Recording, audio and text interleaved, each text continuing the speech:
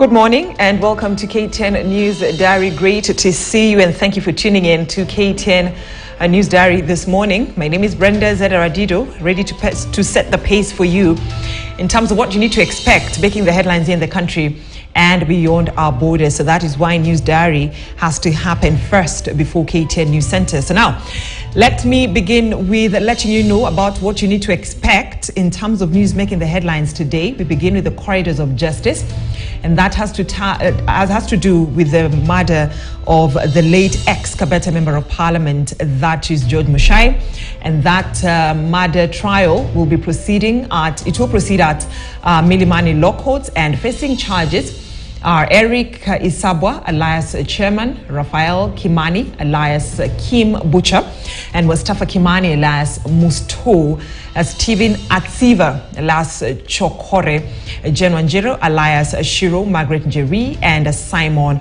Wambugu. Remember, the case has been proceeding since Monday this week and is expected to go all the way to Friday, which is tomorrow. And the investigating officer has been on the dock giving evidence regarding the case that happened years and years ago when the ex-MP was murdered. Ex-Kabete Member of Parliament George Mushai was murdered at a GPO within the CBD. Now, what you need to expect again today is about the importation of second-hand vehicles, where the Kenya Bureau of Standards has already issued new guidelines on the importation of used or second-hand motor vehicles, affecting returning residents and diplomatic staff and the general public.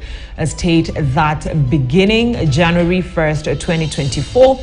And away from that, let's have a look at what has happened in Igembe, where two people, including a herder, was shot and killed in a banditry attack in a village in Kangeta, Meru. And police say there are other victims. The other victim was a suspected bandit who had 3 different identity cards in his pocket. So that is what is happening in Meru County and across the border nearing our neighboring country, that is Ethiopia. We're talking about reports of 5 civilians being killed in Ethiopia's Amhara region after a drone strike hit an ambulance. So that is what is happening here in the country and beyond our borders, still keeping tabs with what is making the headlines. Of course, we shall be getting the latest details of what will be happening at the Milimani Law Courts touching on that murder trial of the ex-Kabete Member of Parliament, George Mushai. And of course, the investigative officer has been giving his evidence for the better part of this week. The trial ends tomorrow, that is Friday. Now, away from that, let's have a look at another story where we can authoritatively report that the government is broke. These are the revelations from the man in charge of public funds, that is Treasury Cabinet Secretary Professor Njuguna Ndungu. According to the CS, who appeared before the Finance and National Planning Committee in the National Assembly, the government is so stretched by debt that they have been paying all salaries in arrears.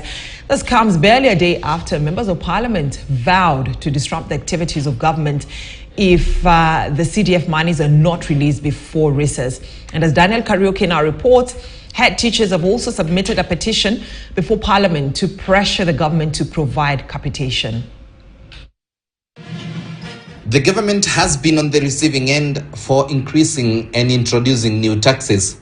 Yeah, thank you, Marcia. So it's just a rider on that. In spite of the tax hikes, the government has come out to say it is broke. The Treasury CS, appearing before the Parliamentary Finance Committee, claimed that the public coffers are running low on cash and that revenue collection has failed to help the government meet its financial obligations. Please share the truth before time catches up with you. Share the truth. Say, kimeumana. The contrary is the situation. We seem not to be having any money at all, not just for CDF, but for everything. We are not getting adequate tax revenues. So you can imagine, in fact, if the chairman can tell you, when you devour the development budget, it means that you remove the capacity for even future growth. So in a sense, we are struggling just to be on the same position. Ndungu says it has now become a challenge to pay salaries. By the way, I can tell you, we are even having trouble with salaries. We are clearing salaries with arrears.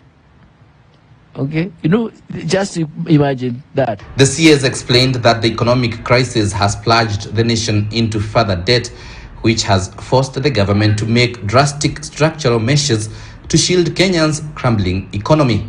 He added that the Kenya Kwanza administration has faced unprecedented challenges, including the global economic dip, which has sparked inflation in the nation.